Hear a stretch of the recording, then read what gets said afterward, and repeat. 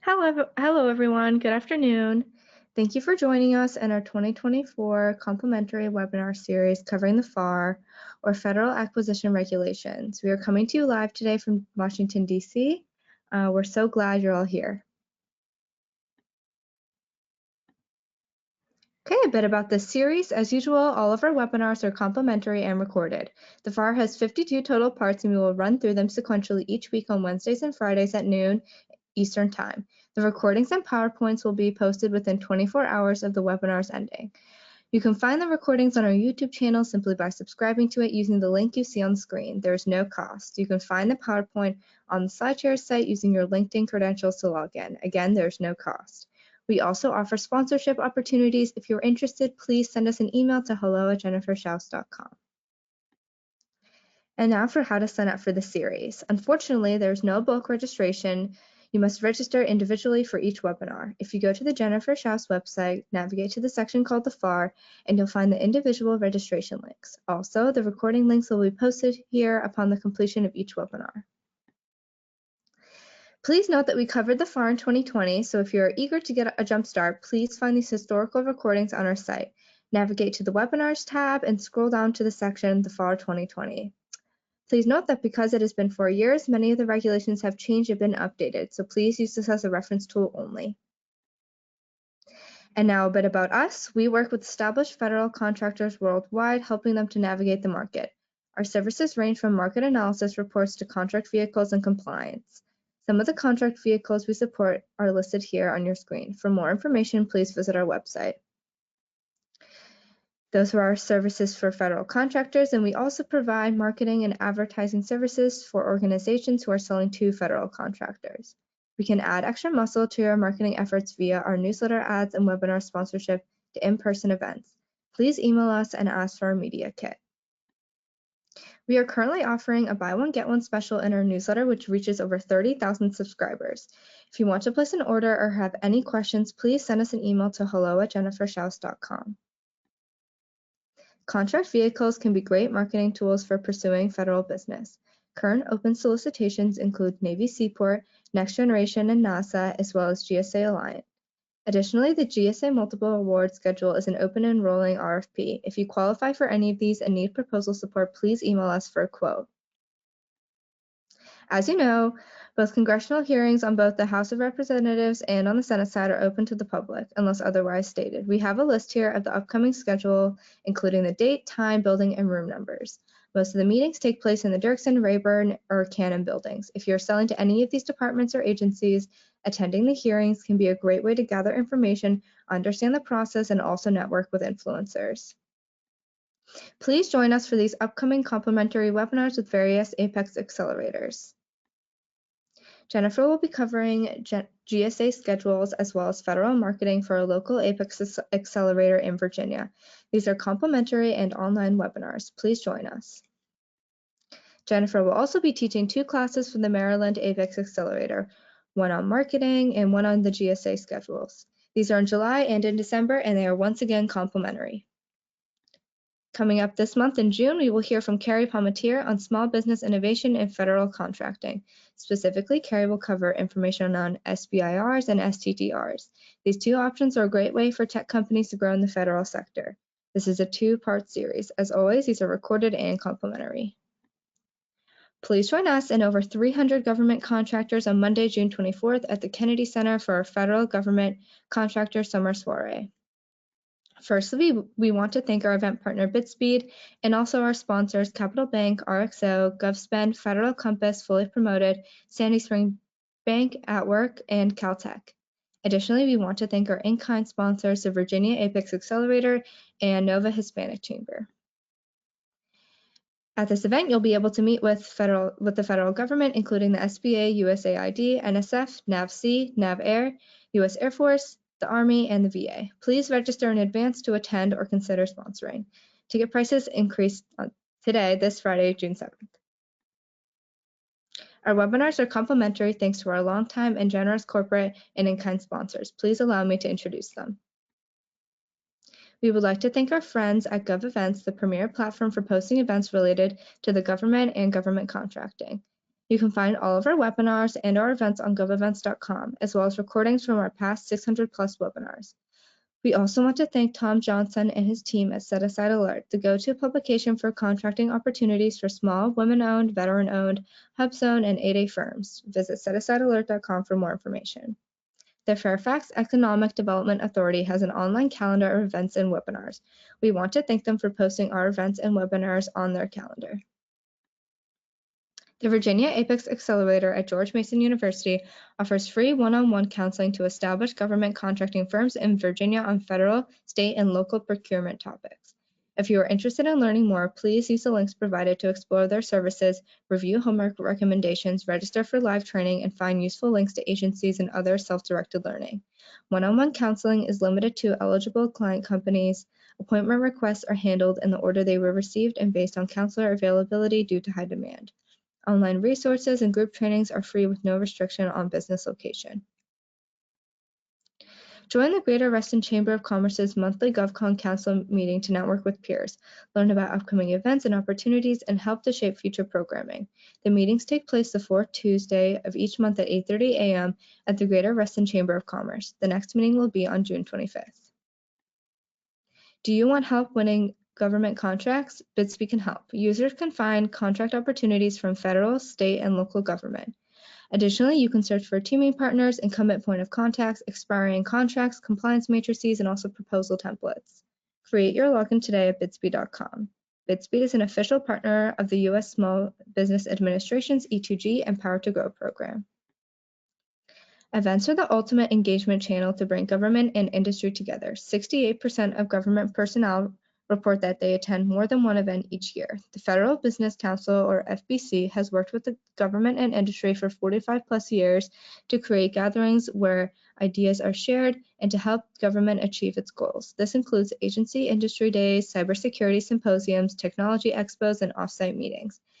FBC provides full lifecycle meeting planning and event management. With over 5,000 meetings under their belt, FBC has the experience, systems, and personnel to make your next event exceptional. Learn more at www.fbcinc.com. Join us at the Government Procurement Conference on Wednesday, June 12th for a special one-day event focused exclusively on government procurement opportunities for small businesses. This one-day event at the Washington Convention Center will help you do more business with the government. Meet and network with hundreds of government and business exhibitors looking to work with small businesses. Matchmaking sessions can match you with government buyers and prime contractors, and education sessions on small business topics will provide the most up-to-date information. Visit gpcnow.com for more information. Now, last but not least, please check out our friends over at GovBrew. GovBrew is the most read GovCon newsletter, keeping thousands of GovCon professionals in the loop with news, updates, and opportunities in the federal contracting market, all in a fun and accessible email that only takes 5 minutes to read and is 100% free to join. It goes out every Monday, Wednesday, and Friday at 7 a.m., and it's filled with great content, event postings, webinars, and more. We encourage you to sign up at govbrew.co, or you can use the QR code you see on the screen. And now the reason we are here today is to cover FAR Part 39. Now let's meet today's speaker. Please welcome Kara Wolf to the webinar. Kara, we are so glad to have you with us today and are so excited to hear your presentation. Put myself on mute and turn the floor over to you. Great, thank you very much. Hello, everybody. Thank you so much for joining us today, those of you that are live, and for those of you that are joining later on the YouTube link. Happy to have you on board as well. Today we are going to cover FAR Part 39, which covers the government's instructions basically on how they are directed under the regulations to acquire information technology, IT. Before we jump into that, we'll go through the regulation kind of in detail, but I want to tell you a little bit about myself and our firm and kind of the work that we do in this space. So for those of you that haven't heard of me or been on one of my webinars before, my name is Kara Wolf. I've been lecturing in this space for several years now, and on cybersecurity issues, IT issues, and various other topics related to government contracting. My practice focuses entirely on government contracting and the regulations that govern those types of arrangements. I'm an attorney. I started my career with the federal government, and now I'm in private practice advising contractors of really all shapes and sizes on issues. Anytime anybody's getting money from the government, whether it be through a grant or a contract arrangement or any OTA type situation, we're well versed in those types of issues and how to help, and specifically these FAR Part 39 issues. We have a great GovCon group that kind of expanded into several different offices of our firm. The Carter in English is a full service law firm. We've got offices across the country, and always happy to chat. You'll have my contact. You have my contact information on this slide, and you'll, I believe, have it again at the end of the presentation. So happy to chat about any of the IT issues that we're going to cover today, or any other government contracting issues that you might encounter in your dealings with the government. So please don't hesitate to reach out. Next slide, please. So with that, let's dive right in to the FAR Part 39. FAR Part 39 is kind of an interesting part of the FAR in the sense that, the topic here is the acquisition of information technology. But this part of the FAR has been around, from kind of the very beginning of IT. So it's been a little slow to be updated to sort of keep up with the times, if you will. We hear a lot more discussion about cybersecurity regulations that are being pushed through the DFARS. And so when we're talking about FAR Part 39, I think until recently, and I'll get to that in a second, but until recently, I think there's been some missed opportunity to incorporate some regulations into this part of the FAR to govern some of these cybersecurity issues that are, I'm sure, on the top of everybody's mind, both in the government and the private sector.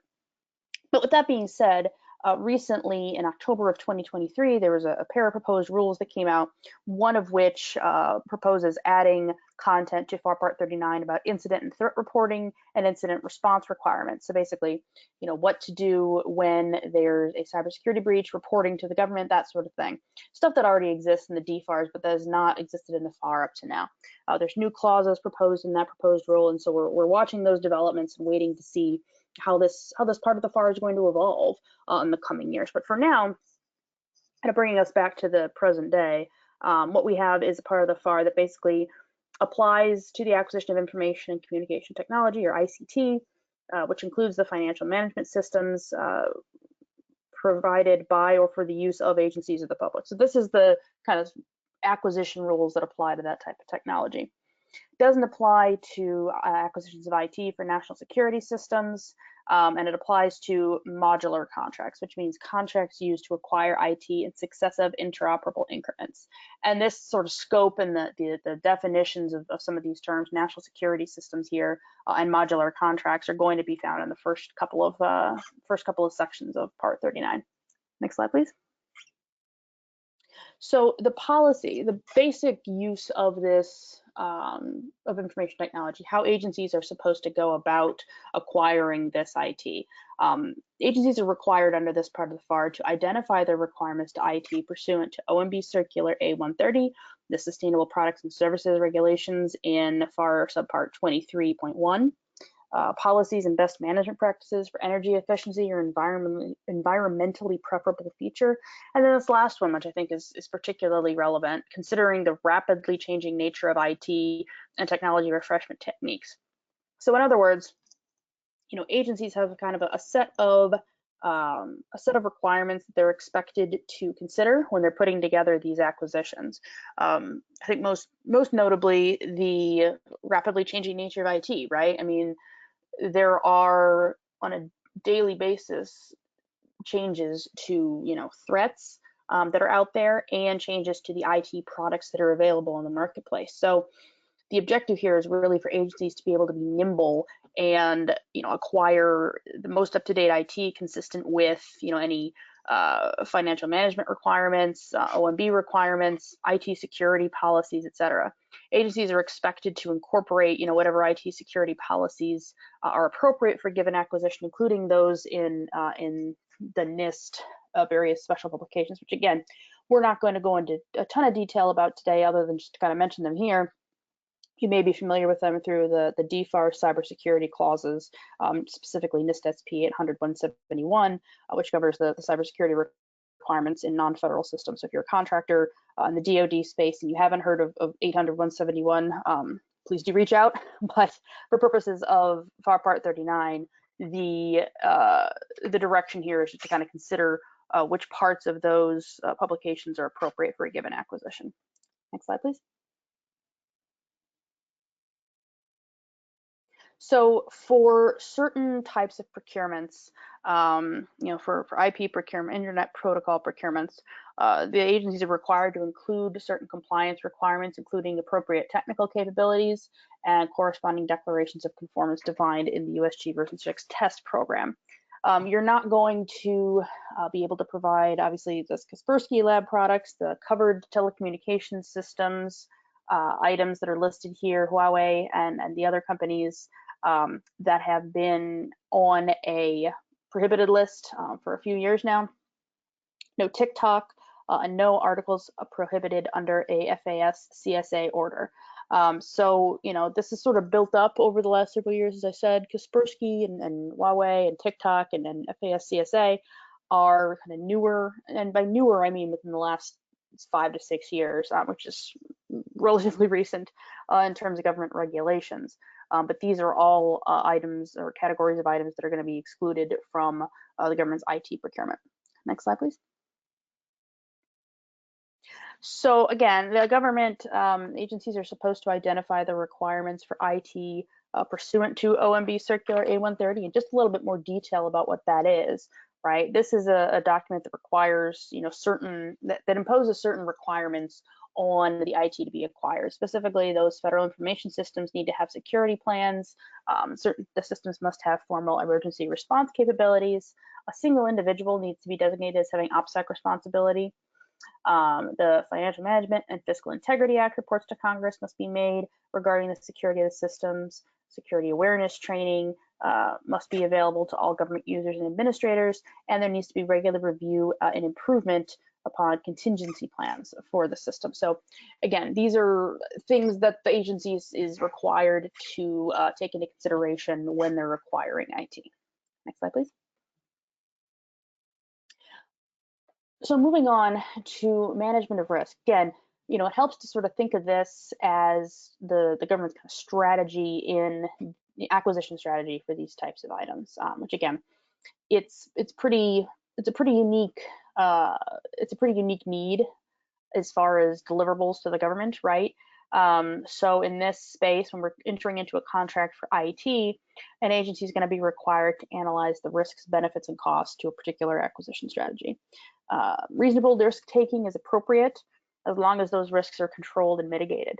And then this section of the FAR also assigns responsibility to contracting and program officials for assessing, monitoring, and controlling risk when you're selecting which projects to invest in and how to implement those programs, right? Because you're going to have, kind of two different sets of expertise when you're dealing with contracting officials and program officials. There should be coordination between those two, and it's set up explicitly in the FAR here. That those individuals are jointly responsible for those types of assessment of risk. Next slide, please. And when we're talking about risk, when I'm referring to risk, this is going to include kind of the areas that are listed here. What's the schedule risk? What's the technical obsolescence risk? Cost risk? How about a particular contract type? What's the technical feasibility, dependencies between new and other projects, how many high-risk projects, what's your funding availability, and your program management risk? Just things to consider. Again, when we're talking about, I think especially technical obsolescence, like how do you want to structure the contract to minimize the risk that what you've invested in and spent taxpayer dollars to acquire becomes obsolete in a short period of time? How do you mitigate that? How do you address that? What other considerations are at play here? What's the cost of a particular IT system? What is the schedule risk? How quickly can we implement it? How many other high risk projects do we have in the hopper, right? So it's just this is kind of a partial list, but I think it's comprehensive enough to give us a sense of the types of things that agencies consider when they're making these acquisition determinations. Next slide, please. So here are some of the techniques that the government envisions, the FAR suggests in terms of how to manage and mitigate those types of risks, right? Prudent project management, modular contracting, we talked about a little bit already. Does it make sense to sort of split it up into bite-sized pieces, right, to mitigate some of that risk. You know, make sure the acquisition planning is tied to budget planning.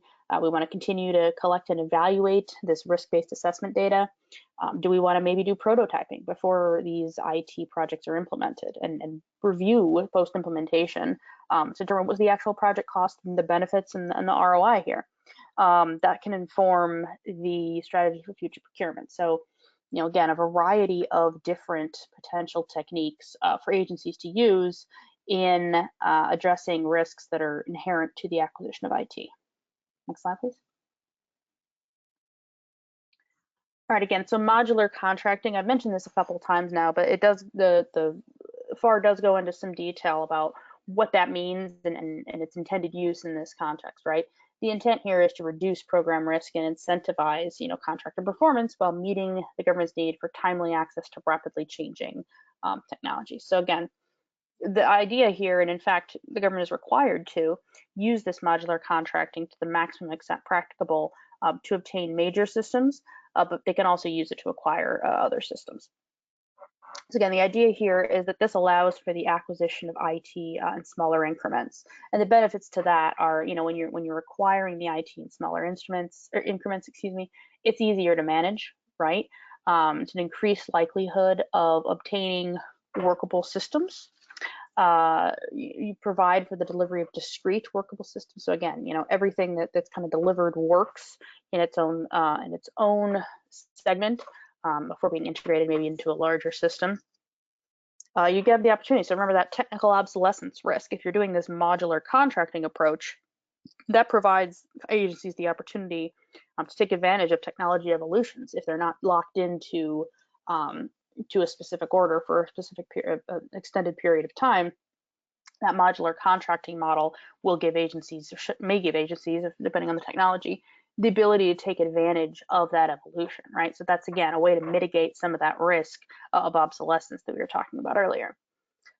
It also reduces the program risk by isolating and avoiding custom designed components of a particular system. Next slide, please. So when an agency is defining an increment in this context, right, the things that the FAR directs agencies to consider are whether the increment complies with commercially acceptable IT standards and agency architecture, right? And do the performance requirements of each increment, are they consistent with the overall performance requirements of the system? Seems pretty basic, but you know, it does give clear instruction to agencies as they're acquiring these systems as to how they're incrementally going to be able to ensure that what they're acquiring you know, complies with their standards and with the performance requirements of a particular system. Now, the contract type and method, we talked a little bit about that, kind of the risks inherent in that type of, you know, in different types of contracts. That should be selected to facilitate the acquisition of additional increments, right?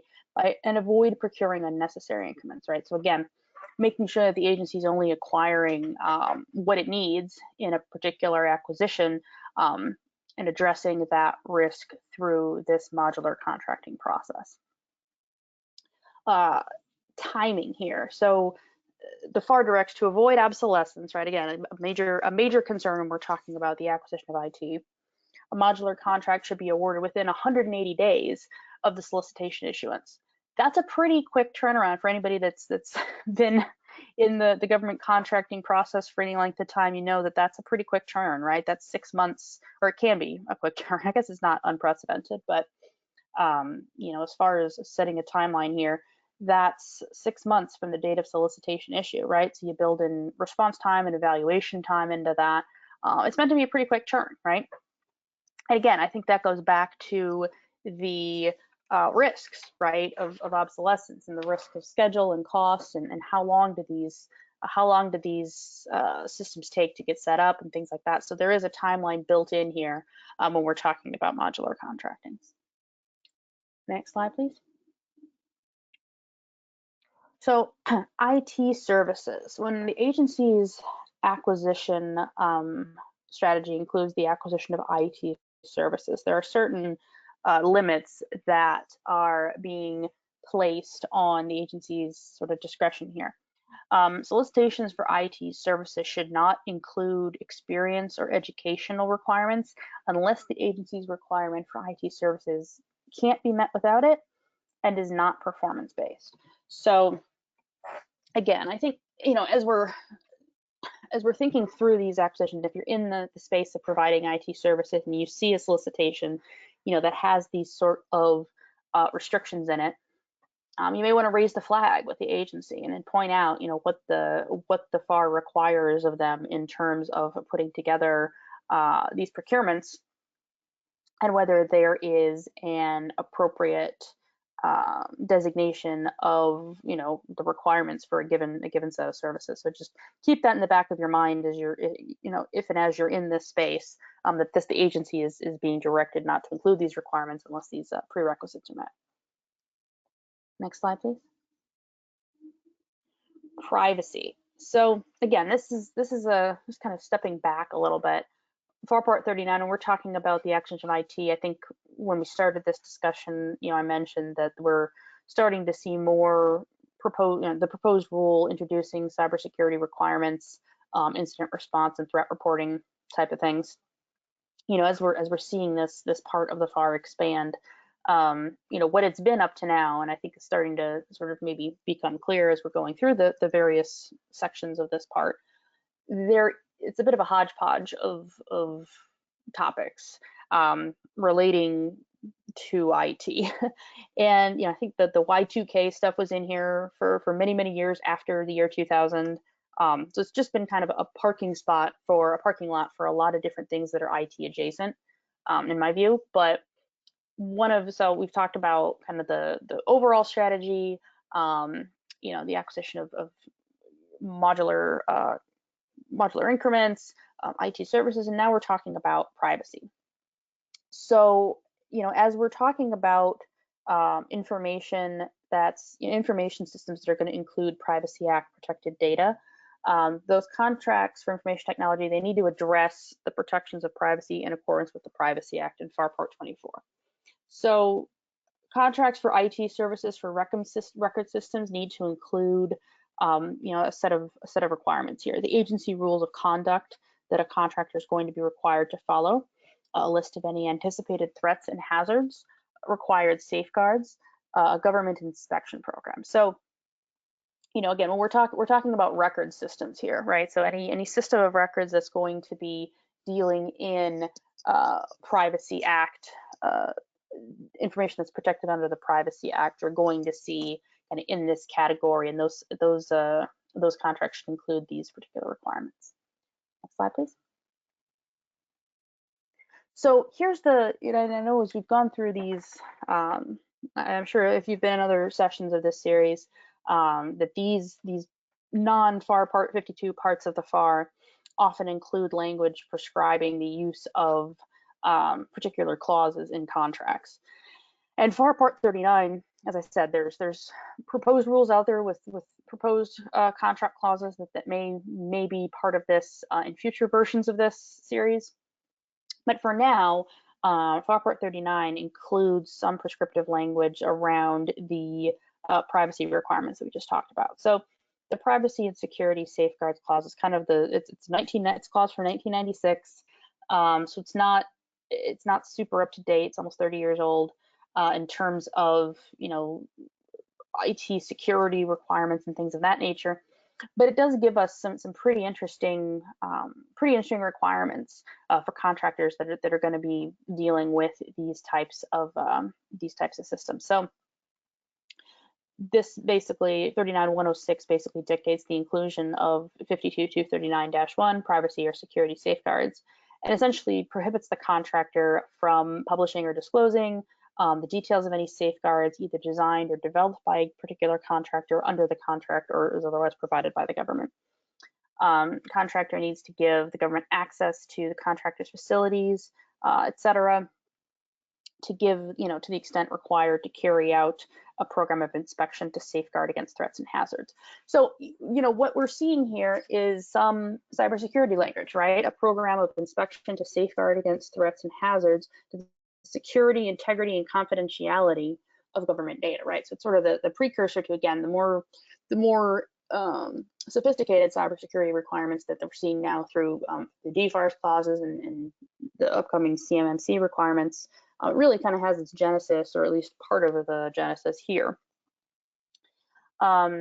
So again, there's a requirement here for the contractor to give access to its facilities, et cetera, to give the government insight into how its data is being protected. Subparagraph C here, this is a pretty interesting clause when we're talking about kind of the reporting requirements. If new or unanticipated threats or hazards are discovered by either the government or the contractor, or if existing safeguards have ceased to function, the discoverer shall immediately bring the situation to the attention of the other party. So this is essentially a reporting requirement, right? Doesn't have the 72-hour turn that the DFARS 7012 clause has, but it is a reporting requirement essentially. And what's interesting about this is it goes both ways, right? Either the government or the contractor, the discoverer shall bring the attention to the situation to the attention of the other party. So there's a reciprocity here that you don't see in all the cybersecurity clauses that I'm kind of referencing outside of this part of the FAR. So pretty interesting clause to keep in mind here. If your contract has this clause in there, if you're dealing with a subcontractor, this isn't a mandatory flow down clause, but if you're dealing with a subcontractor that's going to be dealing with developing any or designing any safeguards, you may want to think about how to incorporate these requirements down your supply chain. So again, just kind of a lot to think about from what would seem to be a pretty brief clause from the mid 90s on cybersecurity, but there's a lot to unpack here and a lot to think about when it comes to this type of requirement. Next slide, please. All right, so jumping, so that was FAR subpart 39.1. This is a fairly short part of the FAR, as I said, kind of ripe for expansion here. But the second subpart for FAR subpart 39.2 implements section 508. And section 508, when we're referring to section 508, we're talking about kind of accessibility requirements, right? The section 508 requirements essentially, give us information, give individuals with disabilities access to these resources. So when acquiring information and communication technologies, the government's kind of required to ensure that federal employees and members of the public with disabilities have comparable access to information as persons without disability. So again, it's really an accessibility requirement that is part of, embedded in the government's acquisition of IT.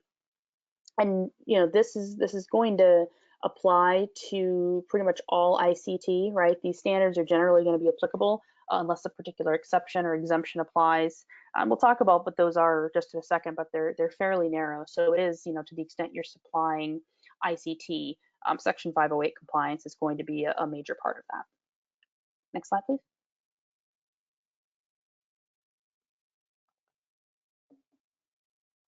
So as far as the applicability of these requirements, as I said, there are exceptions or exemptions that are potentially available here, but the agency is not required under this part of the FAR to determine an exception or exemption for an IDIQ at the time of award, unless there's an initial delivery requirement, right? So if the IDIQ doesn't involve immediate delivery, the agency is not going to determine if the exception or exemption should apply.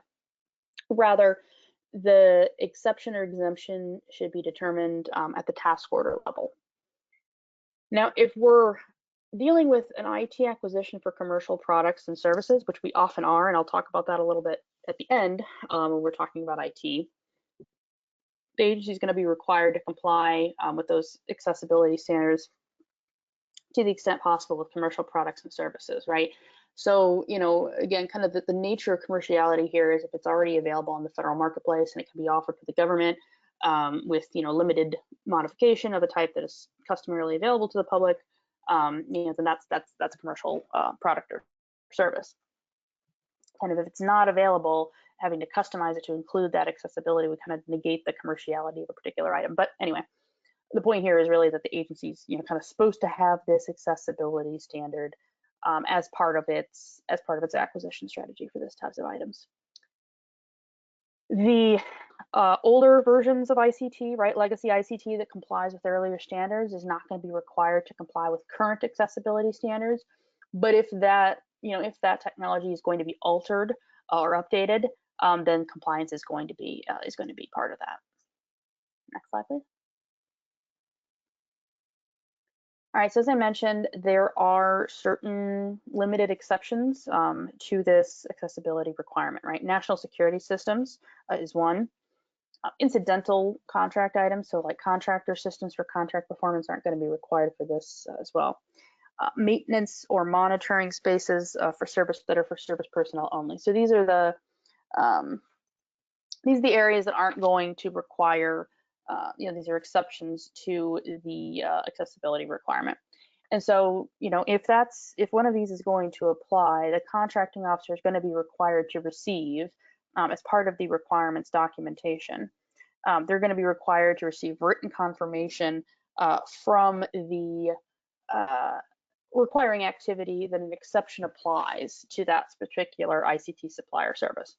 And the contracting officer is going to be required to maintain that documentation in the contract file. Next slide, please.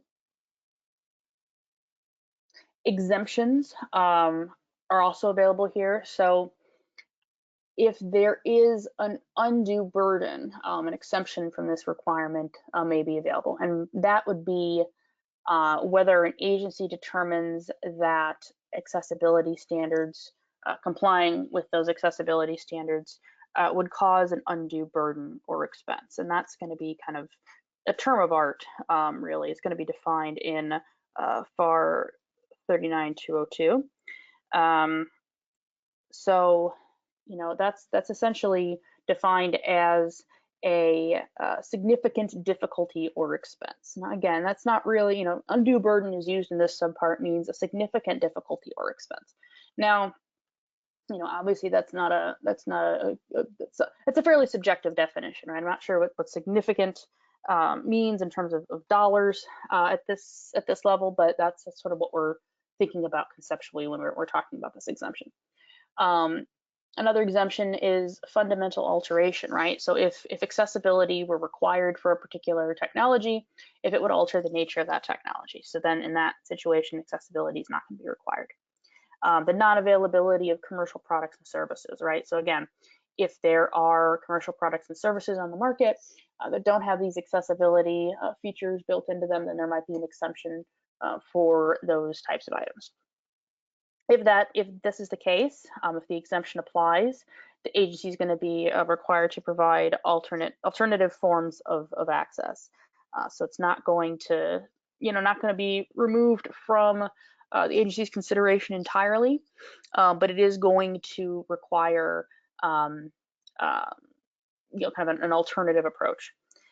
Agency is also going to be required to document the basis for exemptions with a written determination. So again, similar to the exceptions, and again, considering that this is the part of the FAR kind of dictating how the agency is supposed to develop and maintain these acquisition files, the agency is going to be required to make that written determination and make sure that it's maintained in the contract file.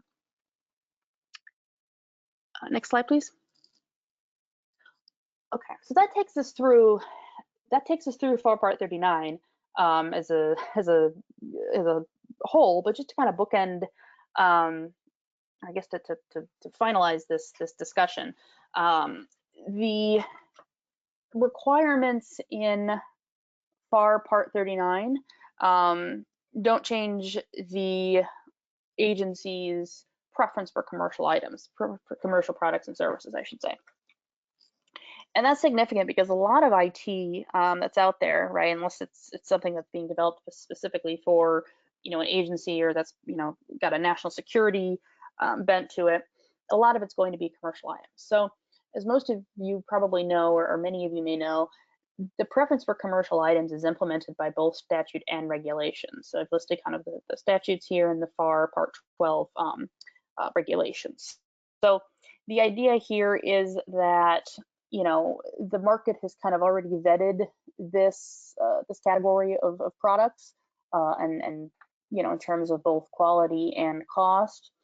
So there's a lot of opportunity for agencies to benefit from that, from that commercial, those commercial forces. It's particularly significant when we're talking about IT, right? Because if you think about GSA IT Schedule 70, maybe like 42% approximately of GSA buys is commercial computer software. So it's very pervasive, the concept of commerciality in IT, government IT acquisition. Again, not exclusively, but it's particularly relevant when we're talking about this. So all those cybersecurity best practices that we've talked about, both in terms of what's coming in FAR Part 39 and in terms of what's already present in the DFARS, they don't change that preference for commercial items. So something to consider is I'm not sure folks may be the agency folks that are planning these acquisitions, or you may be somebody that's new to the market that wants to provide IT to the government, for both sides of that transaction. It's important to kind of recognize that commerciality is particularly relevant when we're talking about this type of acquisition. Next slide, please. So commerciality, again, we could do an entire presentation kind of on the definition of commercial product and commercial service that's currently out there. It's pretty amorphous. There are several subparts to that definition that could be at play here, but generally speaking, we're talking about items that are, of a type customarily used by general public or other non-governmental entities for purposes other than government purposes, right? So computer software that, maybe project management software that works well for the government, but also works well for, commercial companies that have nothing to do with public procurement, right? So the IT tie-in here is pretty significant. When we're talking about commercial items, we're also talking about the items of a type sold, leased, or licensed, or offered to be sold, leased, or licensed to the general public.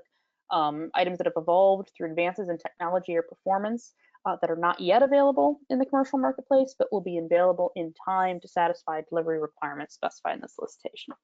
Again, we're kind of zipping through the definition and kind of simplifying the definition of commercial item or commercial product and service for purposes of our discussion of IT, but this is a sub-definition that's particularly relevant because, as we were talking about obsolescence and technical, advancements in IT, this becomes really relevant because if there's a new version of a particular IT product that's coming out in time to satisfy the delivery deadline, but it might not be, available for you and me, Joe Public to purchase at this moment in time, that still may meet the definition of a commercial item. So important to remember that there.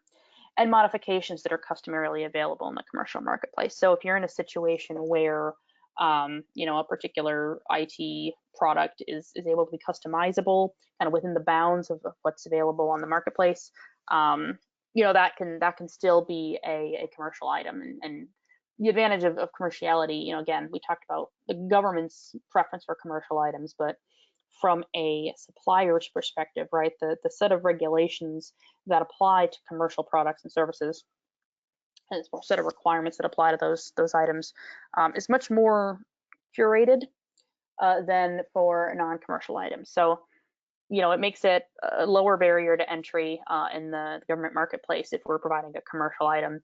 Obviously, a lot of the federal regulatory requirements are still going to apply. A lot of cybersecurity requirements are still going to apply. So we're not completely in a no man's land, but commerciality becomes really relevant when we're talking about acquisition of IT. So next slide, please. So with that, I'll just wrap up here. Thank you all for taking the time to listen today. I hope that you found this helpful and informative. This is my contact information again.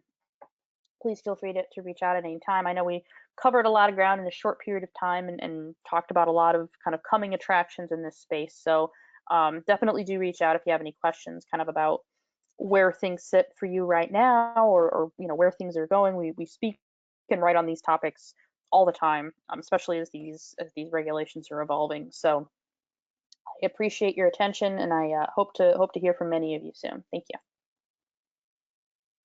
Thank you again, Kara, for such an informative presentation, and thanks to everyone who joined us today.